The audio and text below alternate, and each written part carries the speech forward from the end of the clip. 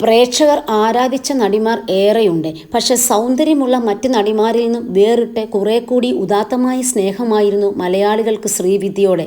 സമൃദ്ധമായ തലമുടിയും വിളർന്ന കണ്ണുകളും സുന്ദരമായ ചിരിയും മുഖകാന്തിയും ഉടലഴകുമെല്ലാം അവരെ എല്ലാത്തരം പ്രേക്ഷകരുടെയും ഇഷ്ടനടിയാക്കി.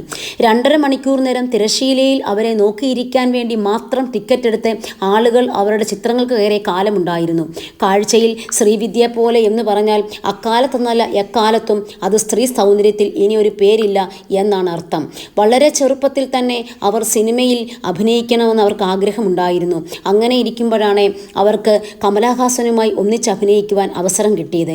അപൂർവരാഗങ്ങൾ എന്ന ചിത്രത്തിലാണ് അവർ ഒന്നിച്ചഭിനയിച്ചത്. അന്നത്തെ കാലത്താണ് അവർ കമലഹാസനുമായി പ്രണയത്തിലാകുന്നത്. തീവ്രമായ ആ പ്രേമബന്ധം പക്ഷെ വൈകാതെ തകർന്നുപോയി. അതിൻ്റെ വേദനയുമായി മനസ്സൊരുക്കി കഴിയുമ്പോഴാണ് മലയാള സിനിമയിലെ എക്സിക്യൂട്ടീവ് പ്രൊഡ്യൂസറായിരുന്ന ജോർജ് തോമസുമായി അവരടുക്കുന്നത്. ഒരു ദുഃഖത്തിൽ നിന്നും ആശ്വാസമായിരുന്നു ശ്രീവിദ്യയ്ക്ക് ആ സാന്നിധ്യം. വീട്ടുകാരുടെ എതിർപ്പ് വകവയ്ക്കാതെ 1976 ഇരുവരും തമ്മിലുള്ള വിവാഹം നടന്നു.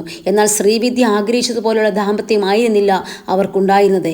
ജീവിതത്തിൽ പറ്റിയ ഏറ്റവും വലിയ തെറ്റായിരുന്നെന്ന് അവർ മനസ്സിലാക്കി. അയാൾക്ക് പണം മാത്രമായിരുന്നു മോഹം.